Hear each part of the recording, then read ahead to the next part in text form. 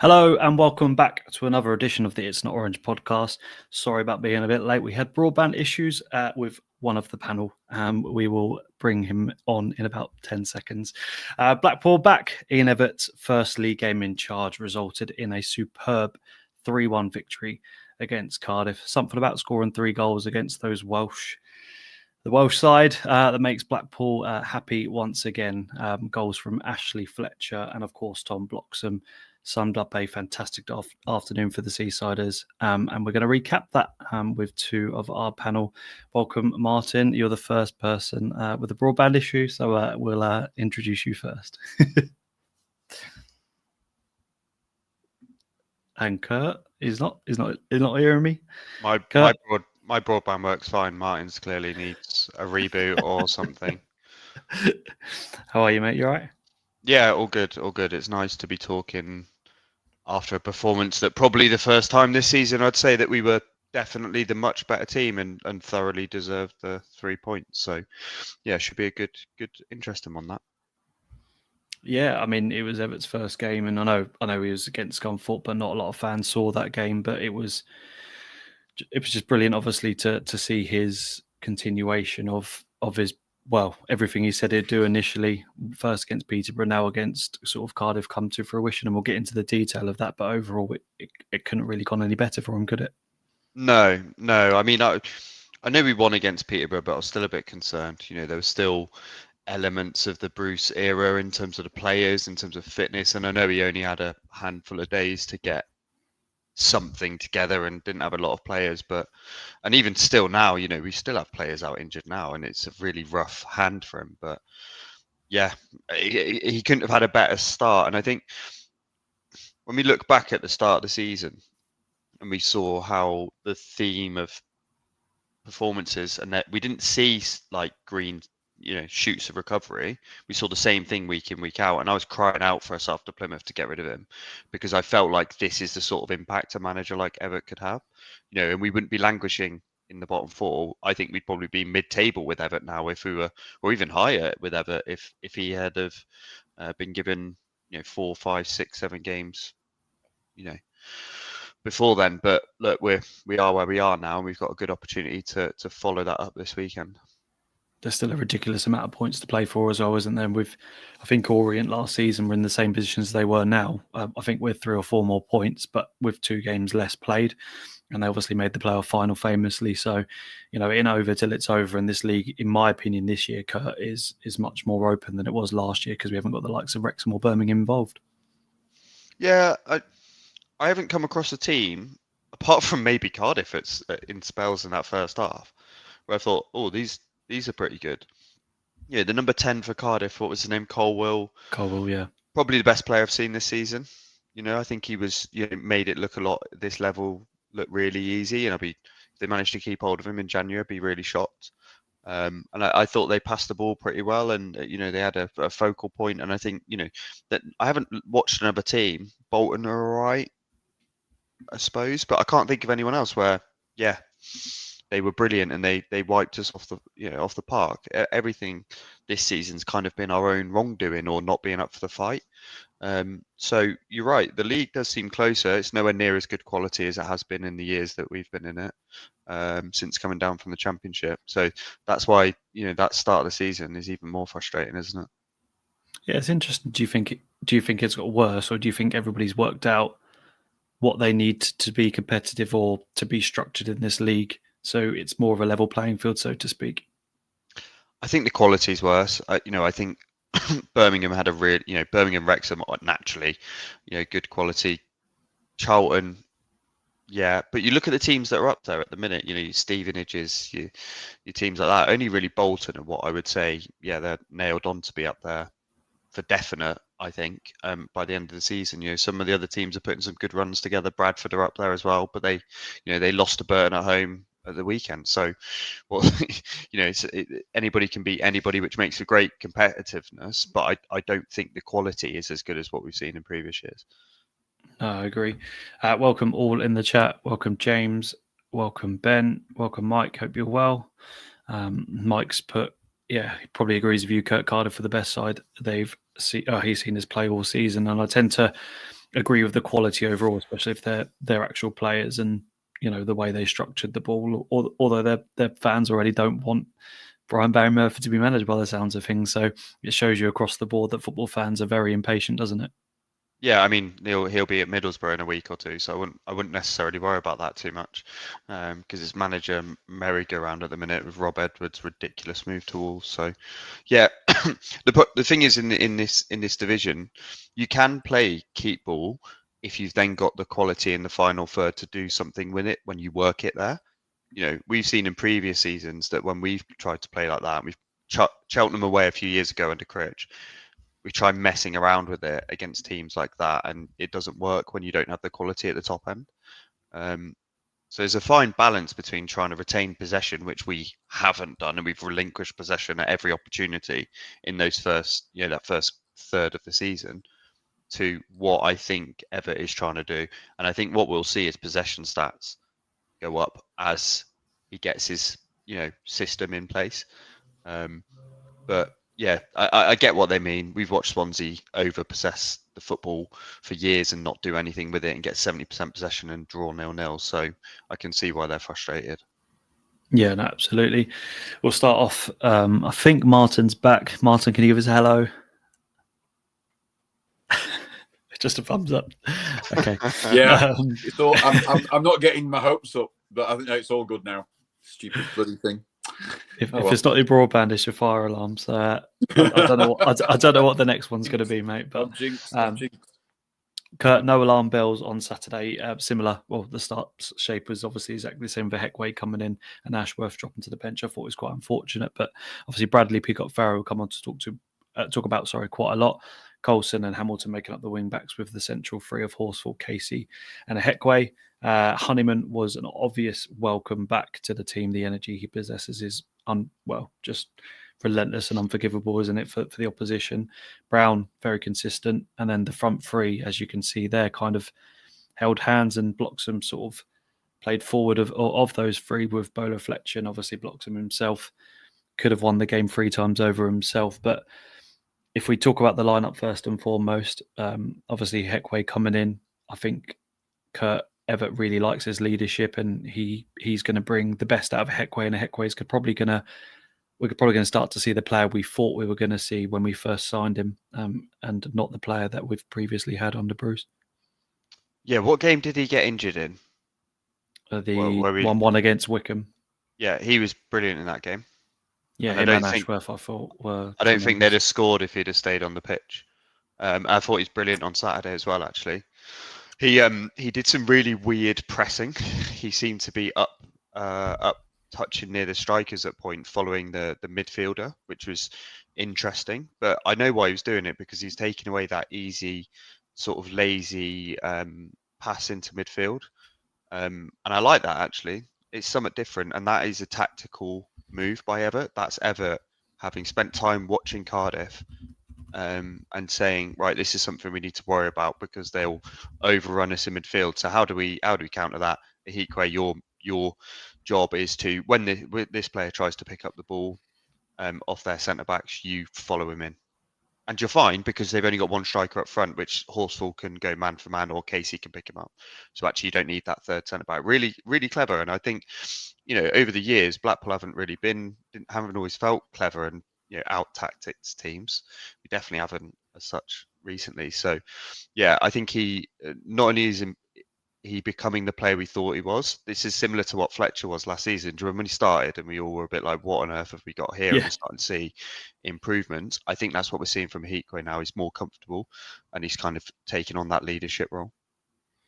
Yeah, Martin, it's taken me probably 2 weeks to forget about the non-leadership we had in this team, and all of a sudden the players that, in fair play to Downs and Bruce and everyone, have signed, you'll start to see the best of them with a manager that's actually adapted to football and has given us a plan, right? I think Ashworth obviously was very unfortunate to not start. I think he was brilliant. Obviously he was, he showed great quality against Peterborough, but obviously Everett likes a centre back clearly, and having those three to back up, sort of to cover for the wing backs or the wingers, whatever you want to call them in this system, But as Kurt's already said, he's already given them personal instructions to ensure that we don't get outdone or countered very easily.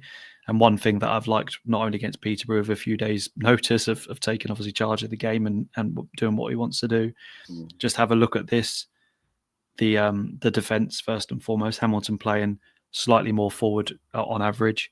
But if you have a look at the central positions, we've been screaming out for either 2 DMs or 2 CMs that can really keep the shape in front of the defence, and that gives the freedom for the front three in Evert's system quite clearly. And they had Hansen, Bowler, and others, and Banks towards the end with his chance to make it 4, had the freedom to kind of be creative. And I think they had something like 70% possession of the ball, but we both had exactly the same expected goals.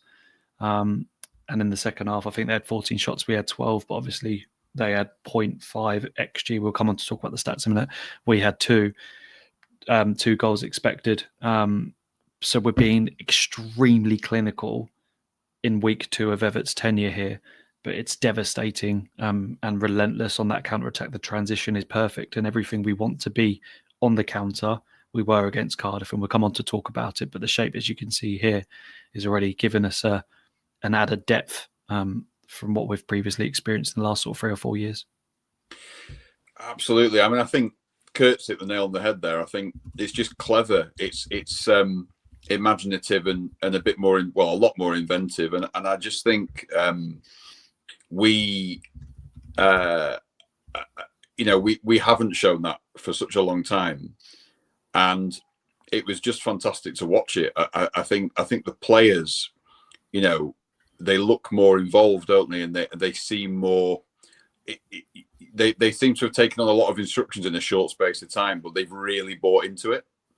And I just love the fact that people are improving. Like, we touched on the Heckway. I thought that was Fletcher's best game in the Blackpool shirt, because I think he's got players closer to him. He doesn't look so isolated. And even with only 2 strikers at our disposal, we still look like we're going to score goals. I just love the fact that there's an awful lot of thought gone into this plan, and it's exactly what I don't want to see possession for the sake of it. The way we played in that second half was my favourite kind of footballer. I'm all right with absorbing a bit, but be devastating on the counter attack. There's nothing better than sort of 3-4 passes and from one end to the other and the goal scored. There's one of the best things you'll see in football. I just thought it was probably the best game that we've had since we got relegated from the Championship. I just thought it was amazing. It was fantastic. Better than the Bolton games, because the lights were on as well in that second half. It was dark, and we don't normally play well under the lights, but it was brilliant. The atmosphere in the stadium was fantastic as well. Everyone's just buying into it. Really, really, really positive to see. I think a really poignant point there is, what I was going to say, is we're being the best game, but also like we've seen loads of teams do that to us, haven't we? With no idea or plan. Yeah, and I think you're right. It's just very, very decent. There's only 2 weeks in, and we've got players to come back. So the more that comes back, the more quality we get on the pitch. And it isn't. Sorry, what I wanted to make it is really clever. It's not 4-4-2, and you say we've only got 1 or 2 strikers now. Bloxham, we didn't really know what he is now. He's definitely a striker with Fletch. Those two were unbelievable on Saturday, but we've now got Bowler having opportunities. We've now got Hamilton in the second minute, which we'll come on to talk to, from wing back. Really should be scoring to make it 1-0 early doors. Banks should make it 4 at the end. Ashworth, which we'll come on to in a second, one of my favourite moments of the game. We've got lots of different opportunities to score now, and that's what's really exciting. Kurt, I want to come to you specifically. Thanks for joining last minute, mate. The opening 15, I think we had the first 4 shots of the game, and I've already alluded to it in the 3rd minute. I just want to talk about the counter-attack, really, from Bowler to Bloxham holding off 2 or 3 of Cardiff's defences. And instead of thinking about having a shot pulling his foot back, he changes last minute to shift the ball to the right. CJ takes up a superb position without really, criticising him too much. He should find the back of the net. I think the goalkeeper's from Trott, his positioning leaves a massive gap in the bottom right-hand corner. He doesn't go left, he doesn't go right. Obviously hits into the side. Well, he does go right, but he goes too far right, and it should be 1-0. But it shows how quickly we can make opportunities against a quality team. Yeah, I don't want to be too negative out of a win, but about as unacceptable Let's be honest and be nice. Let's because the fact of the matter, it is unacceptable, Tom. He didn't just pass it into side net; he dribbled it into side net. I know I talk about it all the time, but this team will become substantially better when Danny Imre's back in and playing in that position. I can't talk about him anymore. I'm fed up of arguing about him. He does make us a worse football team. He does. You know, he did 3 crosses on Saturday, and only one of them got anywhere near a man. You know, there was and that was the third one, wasn't it? Yeah, a good player finishes that chance, doesn't he? I just it's an extremely poor miss. My point about Everton's style, obviously, is the fact that we can make a chance within, and Martin's right from defending to should be being 1-0 up in the first, well, within 15 seconds of getting that ball in the centre of the park. It is an appalling miss. It doesn't really need to be spoken about or analysed, really. It's just poor. And he kind of emphasised his inability to think about what he wants to do with the ball about 5 minutes later when Trott comes running out of his goal, doesn't he? And he had the chance to put it into the box. He puts it out for a goal kick from literally like 2 yards away from the keeper. So, but it's player, it's not system. It's player. It's like I said to you, it's about Danny Imre. You know, I wouldn't be touching. CJ shouldn't be starting this weekend. You know, it should be Lyons playing. You know, Lyons is a right wing back. He offers a lot more attacking threat. Lyons is hitting the target with that chance. Maybe Lyons doesn't get there because of the pace of CJ. I'm not too sure, but the overall intent and the way of getting the ball, they've clearly worked on patterns of play and how to counter attack at speed. You know, how many times have we watched Blackpool in the last year or so suddenly go from being in the attacking third to passing it back to the goalkeeper? You know, somehow it becoming, you know, and we'll probably talk about it at some point. Even the corner kicks, they're trying something different. What was that later on? Ashworth's effort. I want to talk about Ashworth's shot, absolutely. Yeah, but I know that's not open in 15. But you know, overall, they're clearly working on stuff, and I think these players, Bloxham especially, you know, he does come across as a bit. I don't know how to put this. I wouldn't say he's the most football intelligent player in the world, but what he does have is he has raw ability to do something out of nothing, and he does need a bit of instructions, and he does need a bit of an arm around him, and he does need a bit of a a commitment to, because he clearly needs those regular games, because he was lasting 30 minutes now, then he was lasting 45 minutes, and then now he's lasting 60, and then suddenly he's getting subbed on 70, 80th minute. You know, maybe Evert's that man to bring it out of him, you know, because he was really good on Saturday. If he bought his shooting boots, we'd have won about 7-2 in the second half, 7-1. I'm not disagreeing with you. I think I do get your point. I think he actually is really intelligent. I think his ability to, and we saw it, I might share it during this pod depending how much time we've got, where he flicks it around his man. He did that several times last season to create space and then just strive at the. I think you're right. The latter part of the opinion is really correct. I think he needs Everett. I think he's a really dogged manager, isn't he? He's really detailed, and being really personal with him, putting his arm around him, is making him come to life again. And I think we saw that when he first wanted to impress with us. Then he lost complete interest, like half the squad, and now we're really seeing the Bloxham that we thought we were getting. You're talking about football skill intelligence. I'm talking about football like intelligence on the pitch, where to be, how to have impact on the game, you know, how to hold the ball up, when to play, when to be selfish. Like, it's really difficult balance to get. And you know, they don't. All these guys have done well to become professional footballers. Like, it's difficult. You know, how do you get to the next stage? How does he become a championship player, Bloxham? You know, how does he become a championship player? Because he's only, what, 23, 24? Yeah. He's got all the ability and technical ability. What next? We'll talk about his performance, because him, Fletcher, and others obviously are lots to talk about, really. But I think his pass in the first few minutes from CJ instead of shooting was really smart. I think his runs in behind. I think his goal was brilliant, where he kept on side. He had another chance when he was 1-on-1. I think he's already seeing the fruits of his labour when it comes to, like you say, running around on the pitch, from blowing after just coming on as a sub. I think he was tired doing his shoelaces up, to last 90 minutes against Peterborough and having probably, arguably, like Fletcher, his best game in Tangerine. But yeah, we'll read some of the comments out. Bola has just started to settle in his new role. Hoping he's back soon and foreign. Yeah, absolutely. Welcome, Ben. Mike's put the scary thing is we aren't at full strength yet. Imagine what we could do when everyone is fit.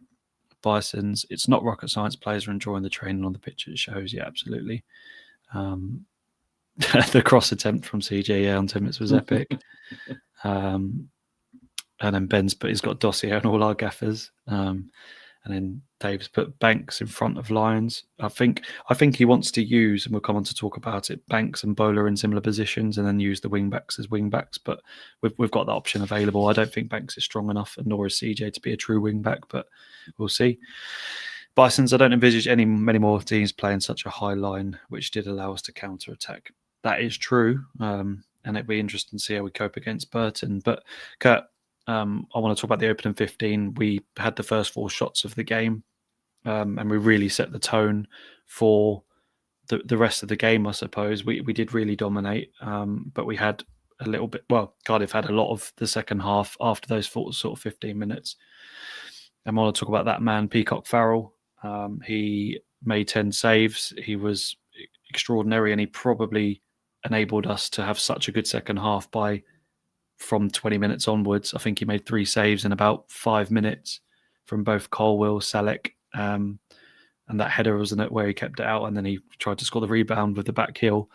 But the initial sort of save, I think Kellyman as well from the edge of the box, but he made 4 or 5 similar saves. Some of them you expect him to make, and probably any sort of keeper to make, but some of them were truly brilliant. I think the Colwill one early doors, when passes across goal, kind of slams it kind of centrally, but he does well to get down to it. But his performance was assured in that first sort of 20 to 45 minute spell. Yeah, I think in games this season, anytime the ball's gone near the goal, you thought it's probably going to go in. And not to put a negative comment on this, but Ravizoli looked like that last night at times, and that could be down to game time. I mean, he's clearly not had too many seasons, Peacock Farrell, where he's the number one and he's played game after game and 46 games a season and he's number one. I don't think he's had many years like that. He's come in and out of sides before, Birmingham, but every time there was a shot, no matter where it went towards a goal, it didn't look like it would go in. I think the only way they would score is by deflection or something like that, it felt like. I think Everett will be a bit annoyed at how many saves he had to make. I think he'll want to shore that up this week because it was a bit too many. And on another day with some better finishing, you can't do that against the Jake Beasley this weekend, can you? So, because he'll put one of those headers away almost definitely against us. So yeah, I'm pleased for him because he seems like quite a quiet, introverted sort of guy. And it can't be nice, same as Tyra, even though Tyra's probably the absolute opposite when it comes to goalkeepers. Extrovert, yeah, absolutely. Yeah, but it can't be nice to be losing every week and be starting to worry about your international career and going, oh God, what was this move about? And I was about to literally say what Graham's just put in the chat, in that he's clearly had different instructions about distribution. You've got this mental long throw. Let's start using it so we can get it into the feet of Fletcher and blocks them, rather than trying to scrap for second balls and trying to win headers against bigger centre-backs or whatever the scenario is. Let's try something different. That worked really well and helped with the counter-attack. Martin, we love a fantastic goalkeeper at Bloomfield Road. Well, and any away stadium, of course.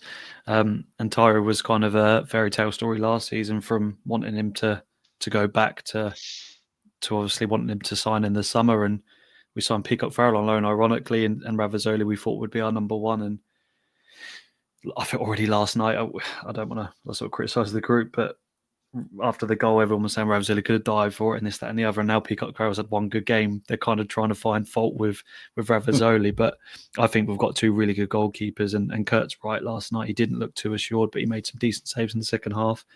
But we need exactly this, don't we? We need a goalkeeper who can step up to the plate against a phenomenal side. And yeah, granted, maybe 4 or 5 weeks ago, it might have been 3-0 in the first half to Cardiff and we could have fell apart. But he probably showed the resilience that he's had all season. And he showed that he's willing to fight for the badge and obviously keep us in the game. And you always need moments like that, especially when Cardiff have got so much quality. Absolutely. It was just a really good performance by him. Like you said, I think some of the saves you would expect him to make, but he just had one of those days where he just looked like he was just not going to get beaten, especially in that first half. Because I kind of thought that they sussed it out after about 15 minutes that, again, without bashing CJ, there was a weak link down that side, wasn't there? And they started overloading that side, and it was far too easy for them to play football and sort of nice little 1-2s. And they got into the corner of that box so often. But Peacock Farrell was excellent, really, really good. When you consider where he's come from, that opening day of the season or the first couple of games where, some of the fans were booing him, which is, it's ridiculous, isn't it, for a goalkeeper? I know it's frustration, but now everyone's chanting his name because they realise. I think some people probably realise they're a little bit tight on him, but he's just growing in stature. He's clearly a very good goalkeeper, and the distribution was very noticeable, and that was superb. That it's so one-dimensional under Bruce, the way that he was asking the goalkeeper just to lump it upfield, but. There's not going to be none of that with Ever. If it's right to do it. But he can go short and long. Obviously, he's not great with the ball at his feet, so why not chuck it?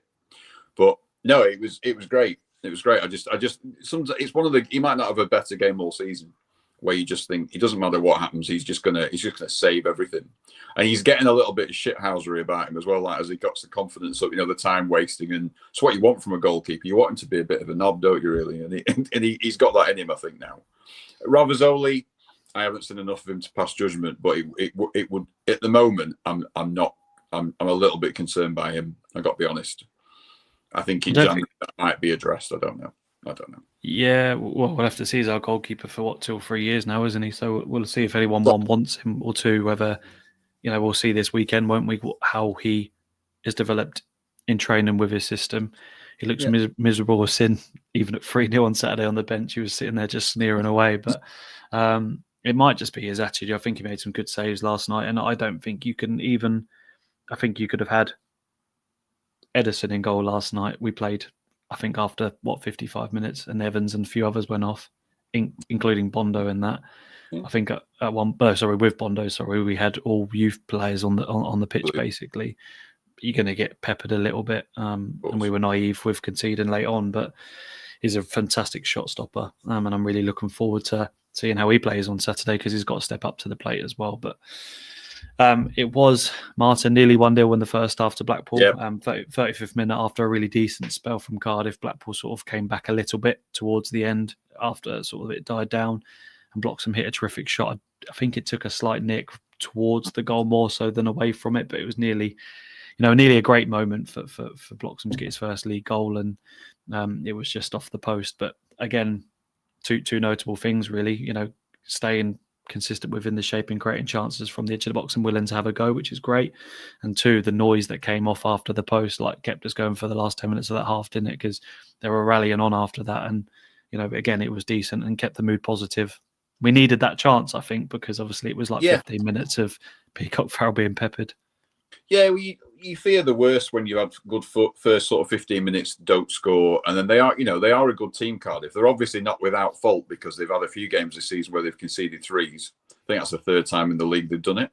So they are a bit vulnerable, but we needed something to kind of lift the crowd. And I mean, it looked in all the way to me. I was jumped up thinking it had gone in, just about to go in, but. Yeah, a little bit of sort of pressure relieving kind of moment, but I thought the rest of the sort of half was quite even really, and I think we just did well to get in at 0-0, didn't we? And build from there. But Bloxham's just a lesson in keeping going. If you keep trying, doesn't work. He was a bit like the Duracell bunny. He just kept going, didn't he? And he can tell he was getting frustrated, but you've got a manager that believes in him, and it would seem that the previous manager told him he didn't. Or made it clear that he didn't, and he clearly he's obviously one of life's triers after all. Because I was getting a bit worried about Bloxham. Sometimes he looks too much interested in kind of having a bit of a go at the linesman or whatever, being a bit narky with people. But I think it's just frustration. He did seem quite arrogant. I agree with you. Some points of the season, I was starting to really turn off him, and you can quite clearly see he does care and. I think he's a very instinctive. He is a very instinctive player. I think the more time he has to think about things, the trickier it gets for him. I think when it's an instinctive moment or he gets the ball and he doesn't have much time to think about it, he's brilliant at times. But I never fancy him too much with a 101, although luckily he buried that one in the second half, which we'll talk about. But I think it's just a reward for having a manager who's probably he needs somebody to put his arm around him and say, do you know what? You're actually really good, mate. You know what I mean? You keep doing it, and you should be absolutely murdering this league, because he's clearly got a ton of ability. And this manager hopefully will bring it out in him. Yeah, absolutely. Kurt, I want to move on to the second half. I said in the stats earlier that 26% in that second half, 74 to Cardiff, devastating on the counter attack, and it took just 2 minutes to us to open up the scoring. There's probably two points to this really. I think we obviously win the ball back, give the ball to Bowler, and he probably plays a pass that he wouldn't have played. Well, I don't know if I'm being exaggerative there, but like he probably wouldn't ever make that pass in a different system, would he? Because he wouldn't either be there for one, or two, probably think about making that pass. He probably wants to drive forward and go himself, but he plays a beautiful pass through to Fletcher. He's got so much to do. He goes left, he goes with his right, he goes with his left, goes with his right, then he chops onto his left and hammers it into the top of the called it a shank in the post-match, didn't he? He said it was a bit of Henri about him, but he said no, in realistic terms, it was a shank into that top left corner. But it's a devastating finish, isn't it? And it shows a bit of skill, shows a bit of strength, of course, and composure to slam that ball home. And again, after the first 10 games of last season, I know he was very good towards the second half of the season, but I didn't think I'd ever see that type of goal from Fletcher, and it was probably the perfect time, obviously, to score straight after kickoff. Yeah, the Honeyman paid the pass, didn't he, as well? Yeah, to Bowler, yeah. Between the lines. Yeah. Yeah, overall, just a wonderful footballing move, right? When you turn up to watch your team play, that is exactly the kind of goal you want to see them score, because it's an ultimate team goal, isn't it? And there's lots of moving bits to make that happen. I mean, the pass was so perfect. I think every striker in the world would be like, if I was to get a pass, it would be exactly in this shape like that. And I think later on, I think Hansen's pass to Fletcher was perfect as well, in a different way. Whereas Bowler caressed it into his run, basically. I was going to say, the slightest bit of curve, but more power, wasn't it? And the more I watch the pass back, the more I think it's truly brilliant, because it does go right in between where Fletcher would want it for him to carry on his stride. Bowler said, when he joined, that's what I want to do. I want to assist. I want to score and assist. That's what he said. So it's shame. It's a big shame about his injury, because I think he's another one who might go under the radar a bit of improving, because Fletcher and Bloxham will have taken the plaudits. Honeyman coming back in, Ihikwe coming back and looking really good, Ashworth coming on in the second half. Whereas actually, Bowler started to look really good and take up some good positions in his new role. I think it's a different proposition when you play teams that you're expecting to dominate, and Bowler will need to play a slightly different role, I think, because there may not be the space to do what he did on Saturday against a lot of teams. So, yeah, the finish, Fletcher said it, but he does seem to have a sort of tricky finish in him. Do you remember, was it Lincoln away last year where he dinked it over the keeper? It was just outrageous. I was going to talk about that with his second, if I'm honest, but yeah, he was spot on. I think he might call it a shank, but with those types of finishes, there's been a couple of games where you just think that's just a genuinely brilliant finish, and Lincoln is one of them. But his second goal all but proves that he probably did mean the first, and is probably just being a bit backhanded to himself. But a brilliant goal, and like you said, it really sets the tone about what Everton wants as well in transition. And yeah, I was so pleased for him, and we've really got to play it there. I think, Martin, there's a reason. We all did criticise him, and I might have put 50 quid on him in jest to say get 10 goals as a hope more than a wish, or any. A wish and a hope more than expectation. But he was at United and he was at these other clubs probably because he had promise about him. I know it's League One football, but he was playing a very good Cardiff side. I think Barry Murphy's very similar to Everton in the way they want to be effective with the ball. Obviously, they had a lot of shots on our goal. It wasn't just a Swansea type performance. It was, on another day, it could have been 5-4. It could have, you know what I mean? We had our chances, as did they. But back to Fletch, he's really showing now I'll show you his heat map in a second. He is everywhere. And for that third goal as well, he was back winning the ball back for us to set up a chance as well. But a great goal, and it probably ignited him more than anything in that second half, because I think Bloxham and others were already performing at a level, weren't they?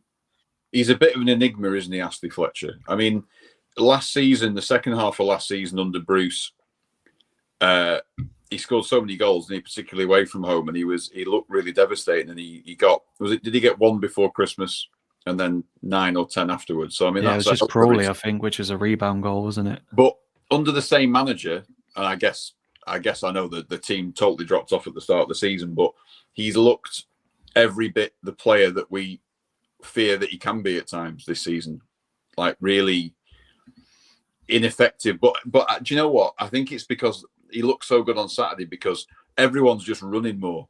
Do you not think everyone is running more in that team? And including, he looked like he was miles quicker than he's ever looked in that game on Saturday. I know it helps when they play such a high line, and he did get a fair bit of space.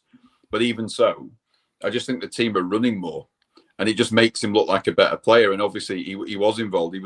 I genuinely think it was his best ever game for Blackpool. And when you see him do that, you think, Jesus, he's devastating. But he's 30 now. But this is his level, isn't it? I think this is his level. Could be devastating. If he continues, I think he could be very good in the Championship, because sometimes you get a bit more time. Yeah, maybe. You just have to take your chances. We'll come back to your comment, Mike, as well. But I was going to bring this up just now, but he credited Dobby to giving him tapes on keepers, and he said that's all on Dobby. I think he said something like that. He gives a lot of research into how keepers perform and how they react in certain positions, and that's, I think, for once we've seen Dobby credited, because we've kind of just blamed everybody under Bruce, haven't we, for not being very good. When he was manager, we kind of blamed him for not stamping his own authority on it. But this is where he can do his devastating work, Martin, with, granted, it's just research, but, you don't often hear strikers say, thanks to my striking coach for giving me the details for that. And Kurt, I don't know if you've seen it. I think Dan put it into the podcast chat as well. Bloxham's taken a picture of a mascot, and he's got a bit of paper, and it shows Cardiff's players and what their attributes are and what they're doing in certain positions as well. And he's reading it in the changing room. So it's really good. I just think it's brilliant, the level of detail we're going into, isn't it? Yeah, Tom, I think this team is looking for detail. I mean, we all laughed at Dwight Gale when he made that comment about Bruce. Yeah, we did. You rock up and you try hard and you run hard and you do this. And it's like, actually, in the modern era, there's a couple of things that you need. You need a manager that's in and amongst it, which is why you're seeing people like Rob Edwards. I know he's had a bit of a rough time at Luton. Your Eddie Howes. I think of my era of players from when I was growing up. They're in and amongst it, and they're kind of almost one of the lads as such. And actually, you can get away with giving players a bit of a drilling down then, because you're still mates afterwards. It's almost like, when you make a business decision, it's just a business decision, right? But we're still mates after. So whereas it feels like Bruce massively lost the dressing room, and and Edwards a completely different style of manager, more detail, more structure, and giving players like direction. It felt like we became very directionless under Bruce. What were we trying to do? What was the pattern? We didn't want to watch us, did we? Like we often said it's Saturday. Like, usually you get butterflies. Wherever we're playing, even if bloody Mansfield, you'd think watching Blackpool today, and now we're just like, we just can't be asked. Like, it's whatever, and we'll watch it because we're martyrs to the club. But now became a chore watching. Yeah, Blackpool. And now I'm thinking about Burton, and I don't take him for granted. I think Bowie is an exceptional manager and really good man manager. We should win because of the quality we have, but at the same time, it's League One and we need to be at it. But naturally, I'm really looking forward to the level of detail and the type of movement that we're going to bring in and stuff like that now. So Mike's added to that. Toby was one of our best finishers we had, and when he played for us, our forwards could learn. Yeah, absolutely, a lot from him. Kurt, there was a little bit of a bit of Cardiff pressure after our goal. I think Peacock Farrell makes a couple of another decent saves. One from the edge of the box where he palms it out to the right, a good dive and save. There's also a criminal moment from, I think, Robertson, I think their player, who headed it wide from about 3 yards out, an absolutely devastating cross into the box. And I wouldn't have blamed Peacock for if that nestled into the bottom right hand corner, but it was a criminal miss. And a few minutes later, we scored the second goal. But we rode our luck a little bit. But I think someone's put in the chat. I love seeing, old school defending. Casey jumping forward to the floor, also winning every header in Heckway, obviously, and him scrapping. It's brilliant. We saw that a bit at Peterborough as well, but we've got a defence now that wants to win, is much more organised, but the pressure really did tell, and it probably at some point should have been either 1-0 Cardiff or at least 1-1 Kurt. So we did ride our luck a little bit. Yeah, I mean, I have a friend who's a Cardiff, supports Cardiff and was watching the game at the same time as him, and I think they could have been 2 up at half time fairly easily, and I think it could have been 3-1, but I think we could have won 7-4. Yeah, properly. 6-4 could have been 6-4. So although they did put a bit of pressure on, I have no idea how you remember all these moments. By the way, I can sometimes struggle to remember our goals, but although they had these close moments, the header was a poor miss. It was a few yards out, wasn't it, Martin, in front of the North? I closed my eyes and went, "Oh shit, it's in." I just thought he couldn't miss, and I literally turned away and I went, "What? Jesus Christ, put it wide." It was easier to score, I thought, but you need a bit of luck. Okay. Yeah, absolutely. What was I moving on to next? Kurt Bloxham probably at this point should have had his second or third. Gets put through from Fletch, I think. Martin, is it? Is it Fletcher puts him through? Bottom left hand. Yeah. When you play crossfield pass, he runs it on goal, Kurt, and Lawler comes in with a, to be fair to him, an absolutely superb interception. And I generally think the way he finished it, when he opened his body and curled it to the right on replay, it was heading towards that bottom right-hand corner. Might have been 2-0 at that point, but fantastic bit of defending.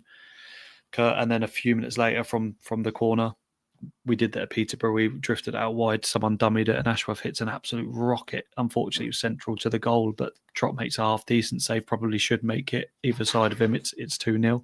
But again, Kurt, we haven't seen that under Bruce or even Critchley the second time around, where we're cutting teams open with a couple of passes. Yes, it is a high line, but we still had a plan. We stuck to it. And like you said, it could have been 3-1 then, but it also at that point could have been 3-0 Blackpool. Yeah, exactly. I think one of the things we've wanted to see is a bit of excitement, and Saturday, yes, Cardiff probably should have scored a couple of goals. Ultimately, the end result should have been that Blackpool won, but we want to watch our team have a go at people, and have a plan and look like they have a plan. And we very clearly had a Bloxham holds up, Fletcher runs off the man type approach at, especially when we're counter-attacking, because they both got Fletcher's deceptively quick. Bloxham's got a bit of pace, and both of them should be, able to beat the centre back. So the Ashworth one, I really like that. I really like Hansen's involvement in it, and it'll be really nuanced because you won't remember it, but he draws the goalkeeper's body across, and really does a good dummy. Like, it's not a fake dummy. It just looks like a real dummy, and and it brings the defenders across as well, which kind of parts the waves a little bit. Yeah, everybody expects something to happen, so they react to that moment, and it doesn't happen. Right, it goes through his legs. So yeah, exactly, and he did it with intent, and Ashworth. I like Ashworth. I think he's got. I really like him, and I think I was just looking at stats. He's made the most average tackles per game or something. How many games has he played? He can't have played many, so that suggests that he gets stuck in. And he was superb at Wickham as well. And when he came off, we conceded. So yeah, and again, this isn't the CJ hammering show or the Coulson hammering show, but in the first half, their defensive positions, they were stood off their man by about 3 or 4 meters. If you watch Ashworth and CJ, to be fair, did tighten it up a little bit. If you watch Ashworth, it doesn't give him centimetre. You're going to have to do something special to beat me. And if you do beat me and I don't have a yellow card, you're going down. Because it's you're not getting past me. You got to do something special. You got to be special to get past me. Sorry to interrupt, mate, but you've said 5 times under Bruce, we lost 2-0, no yellow cards. We drew 0-0, no yellow cards. We lost 4-0, no yellow cards. And now we're winning games and picking up yellow cards. Not not because we want to, but like you say, against Peterborough, it was a harsh one for Ashworth. But the ball went over him, and he just put his arm on him to stop him. We probably weren't expecting to be booked, but he's willing to do that to break up play and make sure they don't gain an advantage. Yeah, and he'll give him a little niggle after. Love it. We need that. You need that at League One football. You've got to be a bit of an arsehole, you know. And we I said this on the forum. Sometimes we come across as just a really nice bunch of footballers that, you know, good lads, you know. We need the George Honeymans running around kicking people and the Horsfalls, you know, winning fouls and, you know, taking. I think Horsfall definitely adds, because Casey and Ehekwe were really they're good defenders, but you But I think Horsfalls is just a bastard, isn't he? Like, we absolutely need him, and Morgan will be when he comes back. You know, we were too honest in the Premier League, weren't we? You know, at times we were a bit naive, and we've been a bit like that this season, and not going down when you should. You know, not taking the easy foul because everybody else is bloody doing it against us. So you know, Ashworth, I think he I know Coulson will be out, but I would have had him starting anyway. I wouldn't have picked Coulson over Ashworth on Saturday. No, he didn't deserve it. And to be fair to Coulson, came back from an injury and he looked pretty sharp. But there's probably subtle changes, and I don't mean Imre for Hamilton's subtle because it's obvious, but every single bit of player that goes into a position where we think we can improve is going to make this team tenfold better because they can all do it better. And I'm really excited by that. I think Taylor really benefits from this team. I think if he had Bloxham's chances on Saturday, he might score a couple more. And that's not a criticism of Blocks at all. He had a phenomenal game, but is a different type of striker in behind, isn't he? And I think he'll be quite a smart finisher. I thought we saw that in the Cup as well. I think he just needs his chances, obviously, eventually when he comes back from his injury. But Martin, maybe my favourite goal. I'm not sure. I thought the defender could have done better, but the more you watch the replay, the ball trickles away from him quite fast. Devastating counter-attack. I think Brown flicks it on to who is it that plays the pass to Bloxham? It's not Fletcher plays it to Bloxham, but no, it's Bloxham, isn't it? Sorry, I apologise. So on the counter, Bloxham plays it to Hansen. Sorry, he does an absolute superb pass to Hansen's path. Yeah. And when Hansen hasn't curled it around the defender, in my excellent professional football opinion, is like, what the fuck are you doing? Pass it to him. But the fact he cuts in, gives it to him on a sixpence, so to speak, because he hits it with enough power for him to take it under his foot. And I just give credit to I credit Fletcher with his first. I think his first is unbelievable, but his second's even better because he has to touch it and think about what he's going to do. He has the defender, running at him or behind him or near him, and he's got the awareness again, maybe from Dobby's sort of advice, but to dink it over the keeper from that close range, similar to the Lincoln goal, it's just a phenomenal goal. And honestly, if Messi or someone scores that, you just think, that's why you're Messi. I'm not comparing him, of course, but the composure he shows and the ability to score in that position at the perfect time as well, 70 odd minutes, really hurts Cardiff, but also shows how lethal we're going to be on transition. Well, there is a GIF going around social media with him holding the ball. There is. Realistically, he's got to be considered, hasn't he? I think he doesn't. What's wrong with that? He doesn't score the second one if he hasn't scored the first one, does he? It's that confidence that he's already bagged one. We're playing well. We're in the ascendancy, and he picks that finish out, which is absolutely. And like you, I'm going, oh, he's cleared it. Oh no, he hasn't. And when you watch it on TV, you think, oh god, he's going to clear it. It is a bizarre moment, really. But like I say, he gets away from. Bloxham does so well, though. I think without Bloxham's involvement, obviously, we're talking. Well, at any given point, we'd have lumped it forward, I think. But again, we're looking to be really, really, really deadly on that counter. I think Barry Murphy is very much like Kurt said. He's very much like Everett, a very modern sort of. He's a very young coach. I mean, he's this is a massive job for somebody with not much experience, but they definitely played a ridiculously high line, and he got hammered for it by Cardiff fans by totally playing into our hands.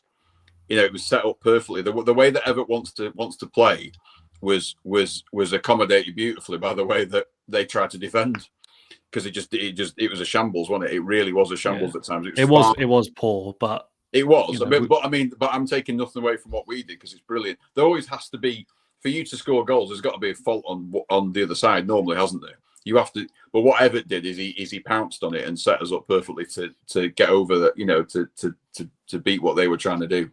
But the goal was fantastic. It was just devastating. Like I say, it's my favourite kind of football. 3 or 4 passes and not long passes, just a considered but incisive attack. That's the thing, incisive, and no one's dallying about. Everyone's like, right, I know what I'm doing. Bloxham was fantastic. That turn that he had sort of on his back, his back to goal, and then he the way he turned and the strength that he showed to then pass it to Hansen. I mean, Hansen's another player, isn't he? That when the first few weeks of the season, people are like, what does this guy actually offer? Well, I say he offers ability, but it's just never been brought out. You can absolutely see the difference of you can. Kurt said it, the detail when he's given what I need you to do is this, rather than we're playing 4-4-2. You got to go on the wing and just do what I assigned you because you looked good on YouTube. Yeah, exactly. It is level of detail. It's like I said last week or whenever we were talking about this, that a lot of people go, well, the League One footballers surely keep it simple. But I just think modern footballers watch a lot more football. We all get exposed to analysis and talking about football, and everyone's got an opinion. And I do think that even League One footballers, they want a level of detail to try and be better because they're just more switched on to the game. It's not play a match and go and sit and have 10 pints down the pub after the game, is it? Because I remember watching football in the 90s, and I'm pretty sure half our team did that. But these guys, they want to get better. They want to be on the training ground learning rather than having a manager who just says, yeah, keep it simple like we did in the 90s. It doesn't work like that anymore. And our players are all going to benefit from having somebody who he just wants it and he's on it and just makes us better. So it's just a perfect example of what he's trying to do was that second half. It's brilliant. Just a quick one on the Hansen stuff, right? And I got blasted for this, and I'm happy to take it. No, I don't think any Blackpool fan would have put Hansen on then. Every single Blackpool fan would have bought Banks on, and it was if that was Bruce, everybody would have been like, "What on earth?" And I'm right in what I'm saying. That's a weird choice. I would have picked Banks, but actually, Everett's shown a bit of, I think, bravery, nous, trust in players, and saying because we haven't seen Hansen behind the striker, we haven't seen him in the 10, we haven't seen him outside of getting the ball left, trying to cut back. Sorry, Kurt. We've now got Bowler, Banks, Hansen, Bloxham, maybe Taylor, who can all play in that 10 role, as well as going on the wing, right? If he wants to go from a back 5 to a 4. We've got like 6 or 7 options now, haven't we? Everett likes playing those 2 10s. He did it at Bolton as well. Yeah. Behind the striker. But the one thing about Hansen, watch the goal back. His last touch before the pass is so good because it drags the defender across. Cuts in behind, and it opens up space. And then that's what I was talking about. I thought he was going to curl it round like I would have done. But the touch. And he's fought to touch it inside. Yeah, absolutely. And it's the first time I've seen a bit of cleverness from him, probably because he's been allowed to do it. And he's been given the space and trusted and time. We've seen him come on in 80th minute or something. Yeah, oh God. But maybe he starts Hansen on Saturday, and all of us are like, oh Christ, that's a bit odd. And Banks plays right wing back or something like he did against who did we just play? Whoever we just played, completely forgot about it. Tranmere. And try something different. But I like the bravery from Everett. I think his intelligence. You've already said it. He knows what he wants from his team. He knows what Hansen could have brought at that time, and I'm never going to question his subs until he starts getting it horrifically wrong. But he perfectly did it against Peterborough, and he's done it perfectly against Cardiff now as well. To be fair, Peterborough were poor, but they just smashed whoever Wimbledon 5-0 on Saturday and looked unbelievable under Williamson. So we definitely got them just at the right time for Everett's first game. But Kurt, I'll stay with you for the third. Bloxham was through just before his goal, and he missed another one-on-one. The third is brilliant. Obviously, an absolutely superb pass by Fletcher, who was in our own half as a striker that late on. I do want to show you Fletcher's heat map and the defence's heat map just to surmise why his shape is working. And before we touch on yesterday, but an unreal weighted pass, and he learned from his previous 72 misses in front of goal. He's gone around the keeper, and he could have passed it to Hansen. He didn't, and he had the confidence to knock it past Trott.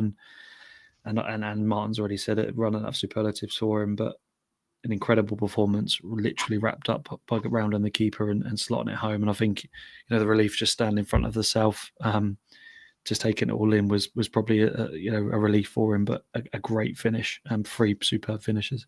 He's getting the Instagram photos. Don't give him too much credit.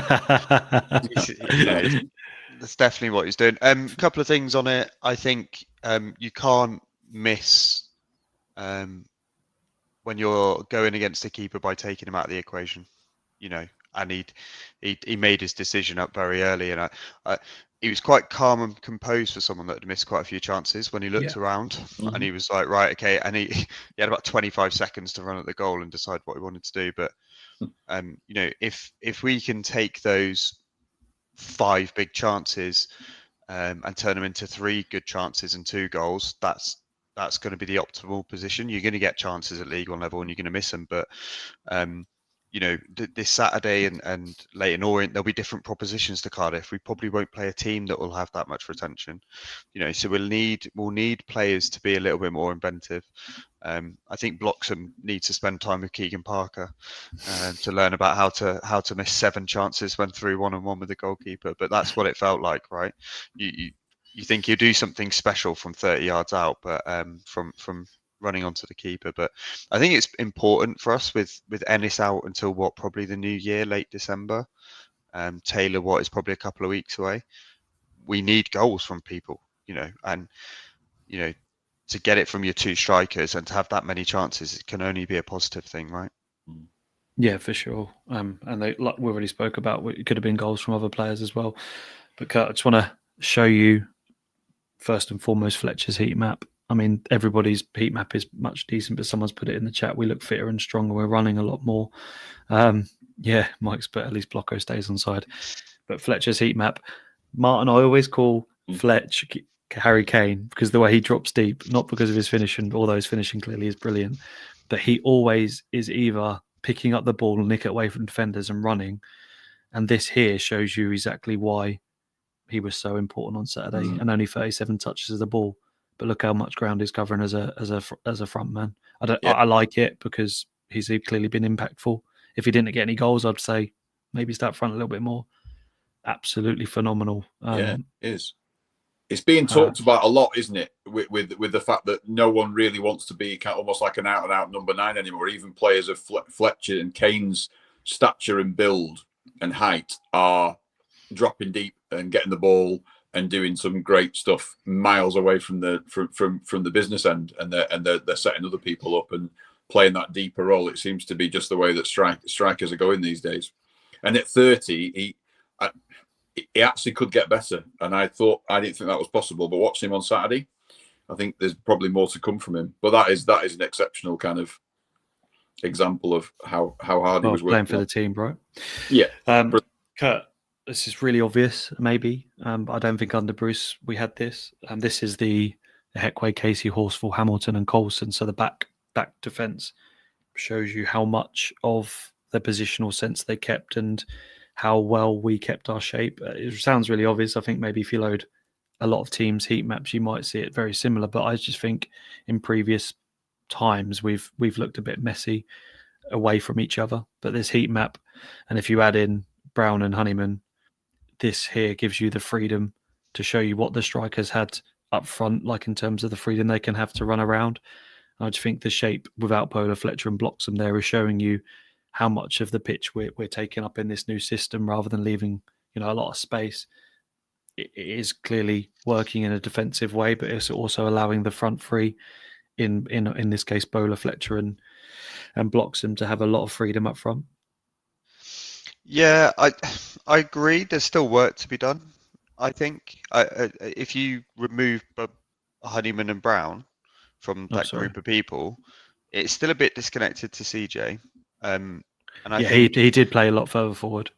Yeah, but I think my point for that is that I could be as harsh to CJ as possible. Did he get enough defensive support in that first half? Was Bowler tracking back? That our system only works well, with active midfielders. And I like Lee Evans. He's got a great. I think he does have a wand of a foot, and I think he can come into form. But in this team, you need Brown and Honeyman that will run all day, because it means that the defense can make passes. That's Brown and Honeyman alone, there. Yeah, exactly. They're everywhere, absolutely everywhere, and you can only do that. I think Morgan can play that role as well. Yeah, I think for Morgan sure. can get around 100%. absolutely, but I think the key to our revival is one of the big keys is George Honeyman. I think from the weekend, Yeah. he is a fantastic footballer, It and is. not the kind of that's going to score you 20 goals, but he's everywhere and he's nasty and he gets involved and he'll leave a foot in, but he'll do it non-maliciously, but he'll leave it into Yeah. not messing around. He's the sort of guy that I'd hate playing against if I was playing football.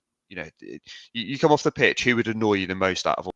It would do my head in because he's everywhere. You turn around, he's in your face, and Mate, he played 100 minutes, and he's just back from quite a bad injury, really, and he'd look like he'd never been away. But he'd play every single game of the season, Virtue Trophy, League Cup, FA Cup, and he'd still be running in 95th minute. The guy's got an unbelievable engine. I think he's vital. We got to keep him fit.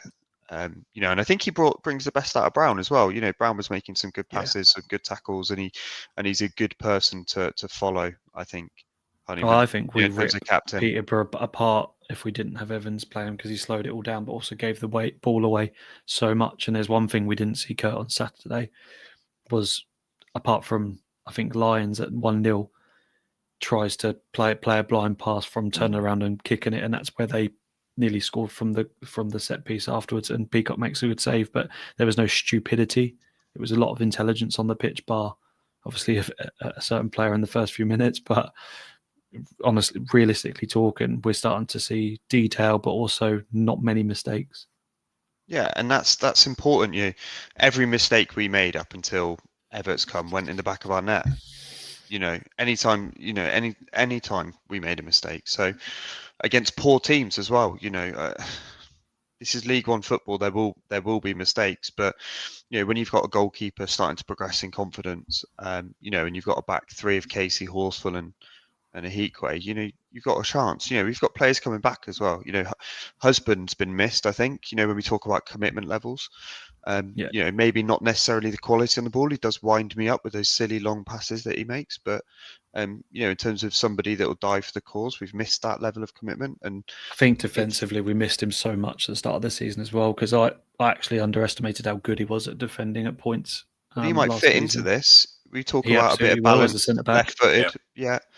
And it feels like the stars are aligning a bit in terms of the players that are coming back will improve us.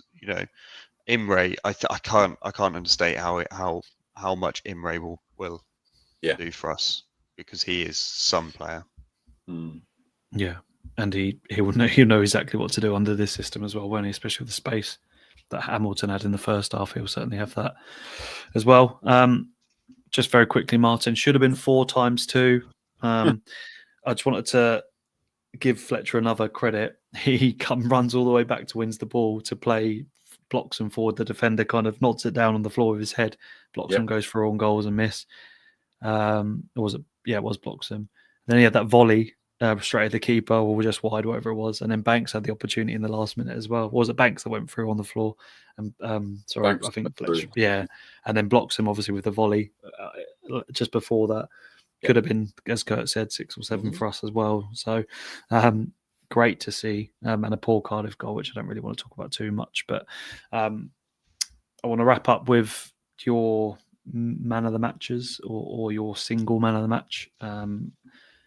Individual performances. We've talked about the heat map and the shape we've kept, Kurt, but I'll go to you with probably the most, or the player you either surprised you the most or if you think was quite important. I know we're talking about 3 or 4 contentions for man of the match, and it's great to see, but who is your man of the match? Oh, this should probably go to like under-9 football, where you have a first half man of the match, and then you have like a second half man of the match. For me, it's probably the clearest joint man of the match I've seen in a long time, and it's BPF first half and it's Fletcher second half. Two goals and assist in the second half. We don't win without either of those two players playing at the level they did. So that might have answered what Martin might have said if I said the other one. I don't know. Martin? I mean, you're absolutely right. But I personally, it's Fletcher for me. Yeah, absolutely Fletcher for me.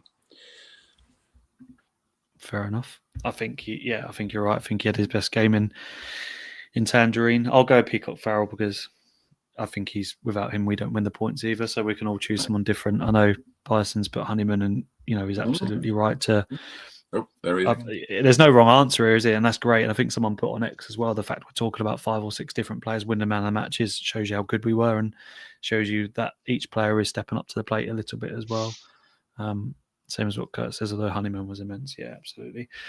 All right. Kurt, I know Martin didn't see Tranmere, and I don't really want to talk about it. What I do want to talk about is Scott Banks' goal. It was enough for me to sign him up on a 5-year contract despite the opposition. Incredible feat, really smart finish, and proves that he probably will get in positions like that against other teams as well. I think he'll do it regardless of the opposition in terms of trying to get in that position. But first and foremost, just a great goal to sort of start the game off.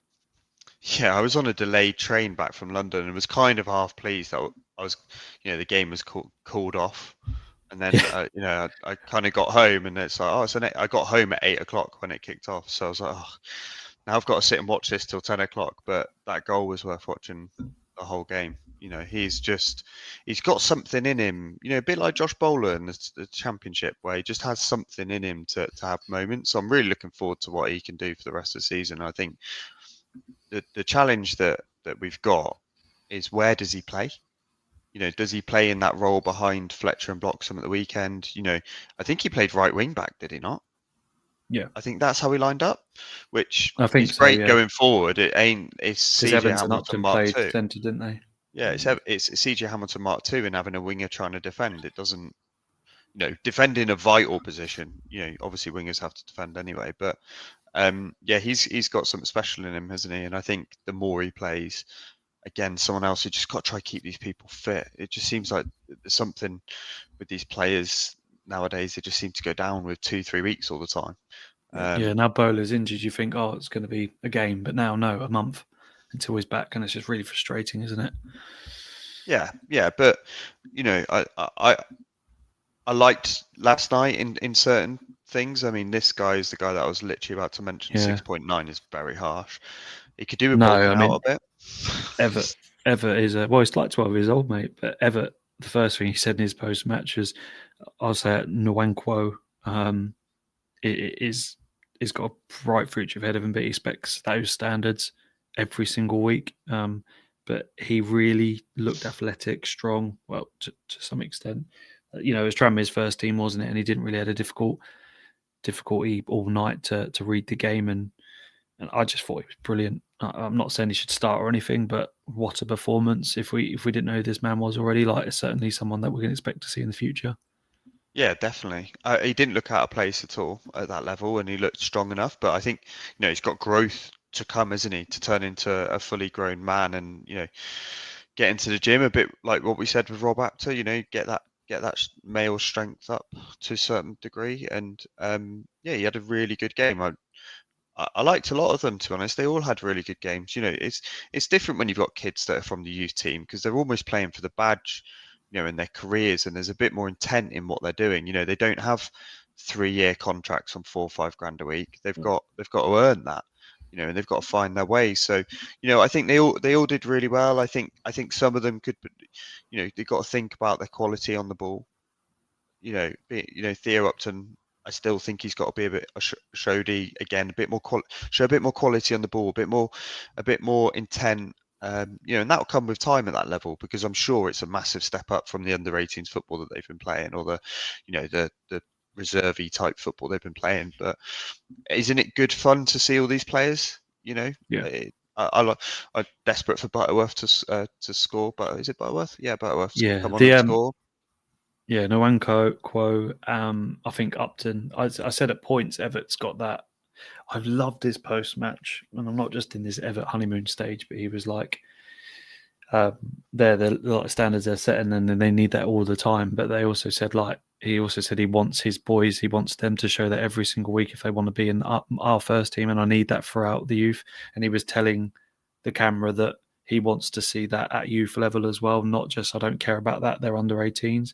But he said they need to go back and do that for Blinks, because if they don't, they won't be anywhere near my team. So he's clearly going to be keeping his eye on them. But There was that one-touch football in the first half between Upton, I think Bondo, Evans, and a few others just tapping the ball, bang, bang, bang, bang, bang. There was like 3 or 4 passes where they were clearly already getting the message. And Kurt Holloway used to do the same thing, didn't he? He said he wants his teams to play every single level through Blackpool the same way, so they can just transition quite easily. And if Everett brings any an ounce of that belief and that mentality through, we'll start to see the fruits of that labour, and we'll start to either sell some players for big money or get them in the first team. But Butterworth came on. I genuinely think his ability to read the game. The pass for Bondo was phenomenal. He's well, he needs one chance, according to Bondo.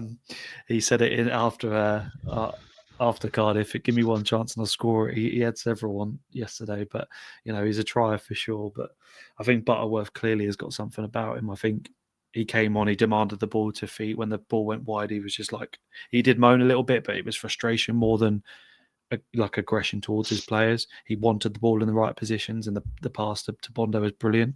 Not saying he could start, but if Bondo's on the bench, I would have Butterworth on there every day of the week, especially if you're like 2-0 up and he can come on and maybe add a third. But I think he's really got something about him.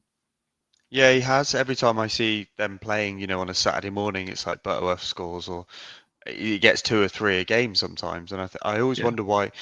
Is he too young? I don't know, but I think for these players, we've seen it before with Brad Holmes. He scored bucket loads of goals, didn't he, in the youth team? It doesn't always transition to senior football, but how do you? I've always said this, in scenarios where you're struggling with players in certain positions, with right backs, with centre backs. How do you know? How do you know whether they're going to make the grade or not until they come up against it? I don't agree always with these loans to Bamber Bridge and stuff. I don't always agree with that. I think it works really with Apter, isn't it? I think it's got its time and place, but I think ultimately they'll be playing with a better standard of footballer. They're used to playing with better standard of footballer just in the academy, let alone at serious levels below. FC Manchester. Yeah, and it would be great to see another player come through, but unfortunately, when you look in the area, we're slim pickings because, any sign of a youth player being at a certain level, Gabriel Schluter, for example, they're gone. They'll be gone. So, great exercise. I think they were unlucky to not take the draw and take it to penalties, but they gave it a good go, and that's all that you want, right? At that level, they didn't look out of place at all, I don't think.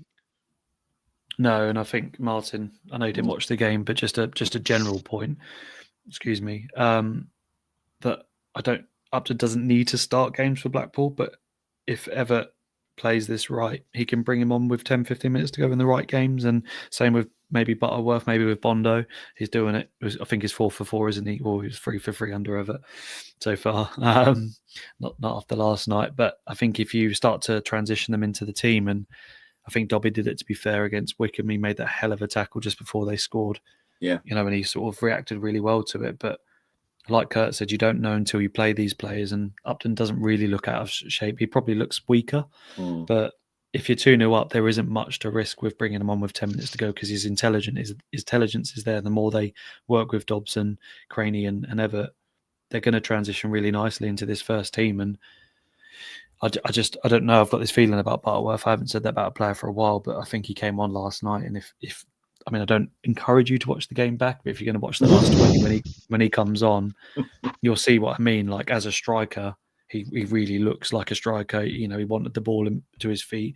He played a beautiful ball to Bondo. He got into the box. He asked for it in the right places. He asked for it through the middle, and someone played a horrific ball all the way up for a goal kick, and he just stood there and he just went like that because he knew he was in behind. But he's certainly raw, and he certainly knows how to score goals, like Kurt said. So if that can even transition to 3 or 4 goals as cameos, then we might have a player on our hands next year, along with Billy Waits of the world and stuff like that. So we need to sprinkle that youth with obviously good transfer windows for us to have a good future. Yeah, I think the youth team are playing in a cup game, aren't they? Is it next week? I think at Bloomfield Road, because I noticed on the ticket form there was he scored tonight, apparently, Butterworth. Right. Okay. Yeah. Right. There you go.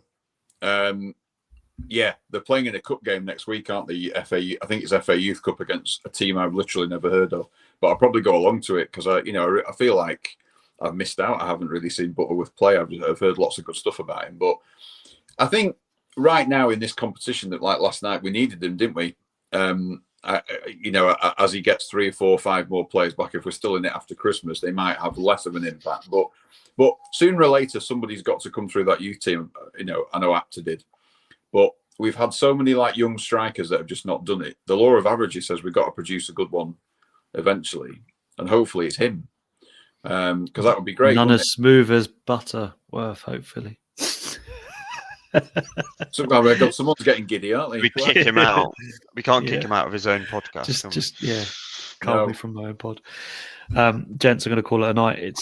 That was jam packed with content, but I think it was worth it. The win against Cardiff is brilliant. The jam wasn't a pun, Martin. There's nothing to do with butter, I suppose. Butter and jam. That wasn't intentional. It wasn't intentional. You compared Fletcher to Harry Kane and Messi. That was almost as bad as the butter one. We are not getting carried away at all, are we, Tom? There we go. Look, everybody loves it in the chat. Absolutely loves it. That joke curded, didn't it? It's good to be able to go. We were crying our eyes out. Absolutely, but we want us. It needs to continue. I think Everett said that, Kurt, as well. It needs to continue at Burton. We're not top 6 currently. We're still in the bottom 4, and Everett's already set the standards, and he said we need to see it Saturday because we're still in quite a dangerous position. But obviously, a win against Burton, and then it'll be an interesting game against Leyton Orient because everybody kind of expects them to turn a corner, but they haven't got Galbraith. They haven't got the same players they had last season. They're struggling, aren't they? Lost so many players. So they've lost a lot of quality. I don't think Welland still holds high standards, but he wants it from players that he potentially hasn't got. So win against Burton, and we take a full head of confidence, Kurt, into London.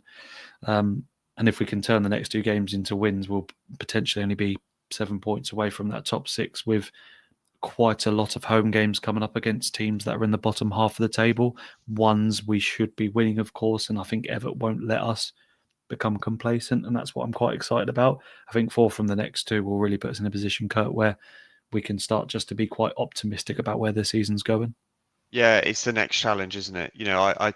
I haven't had a lot of faith in this team. Even Saturday, I did say in the chat, we've shown that big occasions haven't always shown up to them, and Saturday's the next big occasion because they are big occasions now. Burton in good form as well. They said top 3, I think, for the last 6. Whether it's Burton, Cardiff, Leyton Orient, Plymouth, whoever it is, each game needs to be a big occasion now. And Everett set out the stall to say this is how we play. And we're only just starting. There will be losses. We will struggle to break teams down.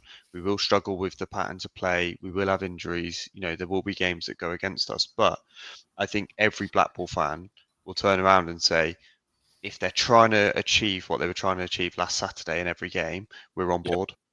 Yeah. And that's all we wanted from the start, is a plan, bit of passion, energy, proper pressing, intelligent pressing. That's why they're not as knackered, because they're pressing intelligently and they're triggering it. I think Fletch was triggering the press on Saturday. I think he was leading the sort of charge, and that's all we want. And if we lose on the way, I think all of us would settle for an 8th or 9th place this season, considering how it started, having watched football like Saturday. Yeah, agreed. And we've got an identity, haven't we? We've been crying out for an identity, and I think we've already got one. We've got an identity. And it's only 3 weeks in now, isn't it? Yeah. So not perfect, but it's an identity that you can see developing. So that's all you want. Yeah. Right, gents. A little bit over time, but genuinely, it's been a delight to talk about the game, Martin. Thank you for, thank the broadband heavens that you eventually joined us, and Kurt, thank you actually for saving tonight, because without you, there probably wouldn't have been a pod early doors. So. It's been Tom talking to himself. Yeah, I'd be just your terrible puns. Be like Tim Vine, and everyone would be turned off. So. At least everyone in the pod would have laughed, Tom, if it was just you. Yeah, absolutely, that is true. Right, gents, I will be back. I think. Yeah, we'll be back next week to obviously talk about the Burton game and look ahead to an interesting clash with Leyton Orient. But fingers crossed we can talk about 3 points once again. But for now, from everyone at the It's Not Orange podcast, thanks for joining in, and we'll speak to you soon.